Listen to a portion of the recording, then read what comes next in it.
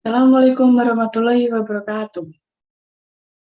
Kenalkan, nama saya Nabila Nurlana Fatona, NIM 1522111039. Saya dari S1 Kebidanan Transfer kelas A.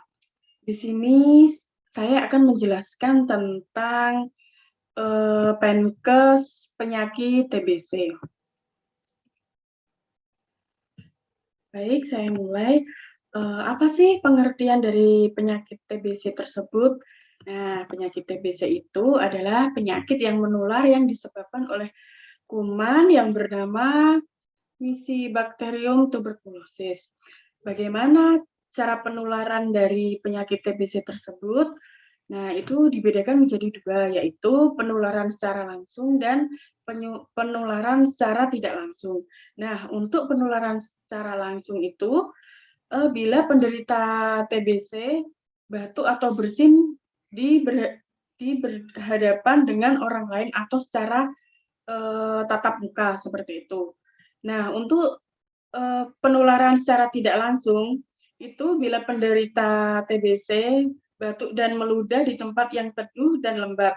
Kemudian ludah tersebut akan mengering dan diterbangkan oleh angin, maka akan terhisap oleh orang yang sehat. Nah, kemudian untuk tanda gejala dari penyakit TBC itu, yang pertama, ada batuk berdahak lebih dari 3 minggu. Kemudian mengalami nyeri pada dada. Kemudian mengalami sesak nafas. Kemudian mengalami berkeringat pada waktu di malam hari. Nah, kemudian saya akan menjelaskan tentang upaya agar terhindar dari penyakit TBC tersebut. Itu yang pertama, melakukan imunisasi BCG waktu bayi. Nah, kemudian yang kedua, lantai rumah tidak boleh lembab, kotor, dan berdebu. Yang ketiga, pintu dan jendela itu harus dibuka setiap hari, jadi agar udara atau sinar matahari itu mengalami pergantian sirkulasi udara. Jadi di dalam rumah itu tidak ngap dan tidak lembab. Karena tempat yang lembab itu tempatnya kuman-kuman berkembang biak. Kemudian yang keempat itu makan makanan yang bergizi. Kemudian masak makanan atau minuman itu sampai matang, jadi jangan setengah matang, karena kita kan nggak tahu makanan yang kita makan itu ada bakterinya apa aja. Jadi kalau bisa harus matang agar bakteri dan kuman itu terbunuh atau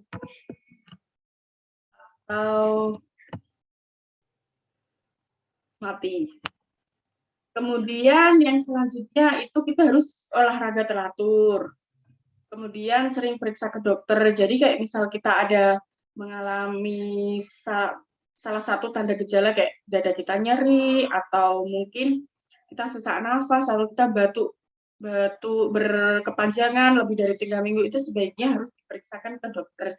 Jadi nanti kita tahu, oh ternyata kita sakit ini, atau ada nggak indikasi yang mengarah ke penyakit TBC tersebut. Jadi jika ada, akan segera mengalami penanganan yang lebih lanjut seperti itu. Kemudian kita juga harus sering berjemur di pagi hari, karena matahari di pagi hari itu kan mengandung vitamin D, itu juga bagus untuk tubuh kita.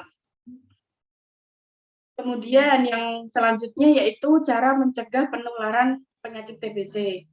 Yang pertama, kita itu harus menutup mulut waktu bersin atau batuk. Jadi kita takutnya ada bakteri atau kuman yang kita keluarkan tuh biar tidak tertular pada orang yang sehat. Kemudian setelah kita tidak boleh meludah di sembarang tempat. Kemudian yang selanjutnya yaitu menyediakan alat makan secara terpisah. Jadi misal di keluarga kita tuh ada salah satu yang mengalami penyakit TBC tersebut. Nah, itu sebaiknya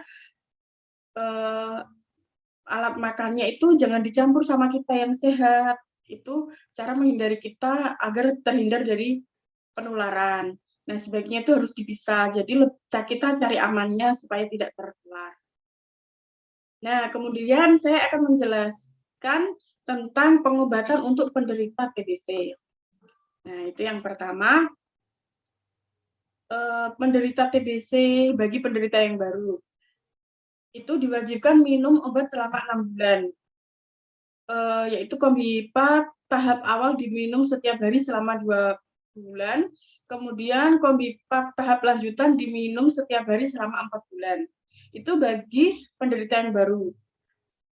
Jika penderita sudah mengalami TBC tetapi kambuh lagi, itu bagi penderita yang kambuh atau gagal dalam pengobatan pertama harus menjalani pengobatan selama 8 bulan.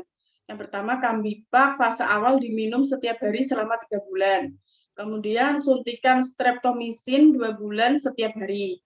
Kemudian yang terakhir adalah Kombipak fase lanjutan diminum 3 kali seminggu selama 5 bulan.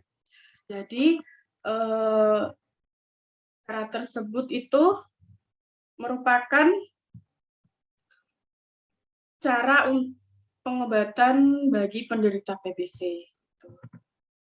Baik, kurang lebihnya dari penjelasan saya mohon maaf.